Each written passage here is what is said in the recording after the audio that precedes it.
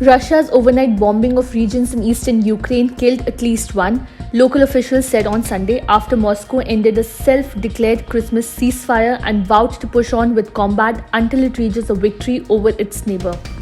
President Vladimir Putin ordered on Friday a 36-hour ceasefire along the line of contact to observe Russia and Ukraine's Orthodox Christmas, which fell on Saturday. Ukraine had rejected the truce and there was shelling along the front line. A 40-year-old man died in the northeastern region of Kharkiv as a result of Russia's shelling, Oleh Syniehubov, the governor of the region, said on the Telegram messaging app. The news came minutes after midnight in Moscow. The Kremlin said that Moscow will press ahead with what it calls a special military operation in Ukraine, and which Kyiv and its western allies called an unprovoked aggression to grab land. The task set by the president for the special military operation will still be fulfilled. The Russian state task agency quoted Putin's first deputy chief of staff as saying. United Nations Security Council members voiced concern and stressed the need to maintain the status quo at the Al-Aqsa mosque compound in Jerusalem, but did not commit to any action days after Israel's new far-right security minister Itamar Ben-Gvir made a controversial visit to the site, which Palestinian leaders called an unprecedented provocation. The decades-old status quo at the Al-Aqsa mosque compound allows only Muslim worship at the site, which is Islam's third holiest after Mecca and Medina. But the site is also revered by the Jews, who call it the Temple Mount. Israel's far-right groups have long attempted to change the status quo and allow Jewish prayer at the site. Calls have also been made by the far-right for a Jewish temple to be built in the place of the Al-Aqsa mosque. Palestinian UN envoy Riyad Mansour pushed for the Security Council on Thursday to take action against Israel over Ben-Gvir's provocative actions. China lifted quarantine requirements for inbound travelers on Sunday, ending almost 3 years of self-imposed isolation even as the country battles a surge in COVID cases. The first people to arrive expressed relief at not having to undergo the grueling quarantines that were a fixture of life in zero-COVID China. And in Hong Kong, where the border with the mainland China was reopened after years of closure, more than 400,000 people were set to travel north in the coming 8 weeks. Beijing last month began a dramatic dismantling of a hardline zero-COVID strategy that had enforced mandatory quarantines and punishing lockdowns. The policy had a huge impact on the world's second biggest economy and generated resentment throughout the society that led to nationwide protests just before it was eased. Kevin McCarthy was named as the new Speaker of the U.S. House of Representatives on Saturday, ending days of bitter Republican infighting that ground the lower chamber of Congress to a standstill. The 57-year-old Californian needed a simple majority to be elected as Washington's top legislator, who presides over House business and is second in line to the presidency. But it became the longest speakership election in 160 years as the deeply divided Republicans took 15 rounds of voting over 4 days to fend off a right-wing, anti-McCarthy rebellion. A number of top Republicans expressed confidence that McCarthy could win in the 14th round of voting, but ultimately he fell just short. That outcome threw the House into disarray and prompted Republicans to move to adjourn. At the last moment, however, Republicans switched their votes to be able to instead move to the 15th ballot, and in that round of voting, McCarthy finally won.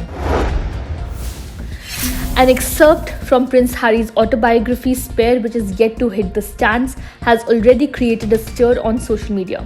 The personal book, which will be unveiled on January 10th, has been making headlines ever since a media portal reported about him mentioning his fight with brother Prince William over wife Meghan Markle in Spare. Reportedly, the two siblings from the royal family had a verbal spat after the elder one called her names. Prince and Meghan tried the knot in 2018 in Windsor Castle, UK, after meeting in 2016.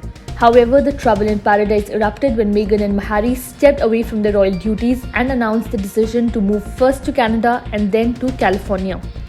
According to an excerpt posted by The Guardian, the quarrel occurred after Prince William reportedly called Meghan Markle difficult, rude, and abrasive. However, it soon led to a physical altercation between the royal siblings. The elder one reportedly knocked him down and he suffered back injury and sustained bruises.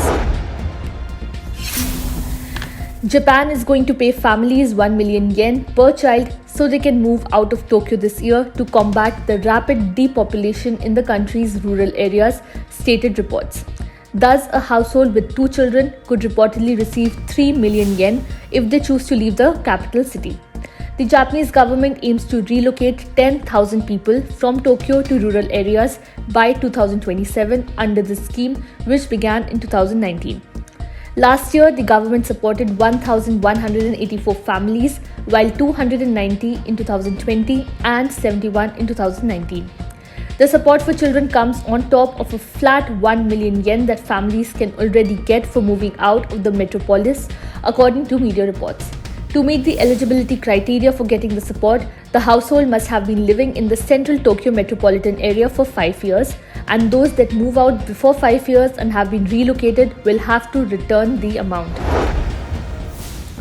4 people have died after a mid-air collision between 2 helicopters near SeaWorld on Australia's Gold Coast.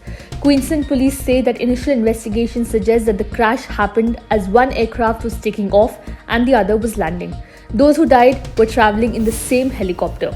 3 other passengers are in a crucial condition. 2 UK citizens were among those killed in the crash, a Foreign Office spokesperson told the BBC. They added that the officials were supporting the families of the 2 victims, who have not yet been named, and would remain in contact with the local authorities. 5 of the 6 people on the other aircraft, which made an emergency landing, suffered minor injuries. Prime Minister Anthony Albanese said that the country had been left shocked by the terrible and tragic incident. Hackers stole the email addresses of more than 200 million Twitter users and posted them on an online hacking forum, a security researcher said on Wednesday. The breach will unfortunately lead to a lot of hacking, targeted phishing, and doxing, Alan Gall, co-founder of the Israeli cybersecurity monitoring firm Hudson Rock, wrote on LinkedIn. He called it one of the most significant leaks I have seen. Twitter has not yet commented on the report, which Gall first posted about on social media on 24 December, nor has it responded to inquiries about the breach since that date. It was not clear what action, if any, Twitter has taken to investigate or remediate the issue. Troy Hunt, creator of the breach notification site Have I Been Pawned, viewed the leaked data and said on Twitter that it seemed pretty much what it has been described as. There were no clues to the identity or the location of the hacker or hackers behind the breach. It may have taken place as early as 2021, which was before Elon Musk took over the ownership of the company last year by signing a $44 billion deal. The arrest of Ovidio Guzman, the son of jailed drug lord Joaquin El Chapo Guzman, has sparked a rampage of violence in the northwestern Mexican city of Culiacan, led by members of his Sinaloa drug cartel. A Mexico City federal judge halted his extradition to the United States on Friday, a day after he was arrested in an intense operation in northern Mexico that led to the deaths of 29 people. According to reports, at least 10 military personnel and 19 suspected members of the Sinaloa drug cartel were killed as gunfire erupted, vehicles were torched, and roads were blocked as the cartel members clashed with the security forces over El Chapo's son's arrest. A further 35 military personnel were injured and 21 gunmen were arrested, Defense Minister Luis Crescencio Sandoval said on Friday. 2 Mexican Air Force aircraft were forced to make emergency landings after they were hit by gunfire from the cartel, Defense Minister Sandoval added. Helicopter gunships were deployed from the authorities to support the ground operation.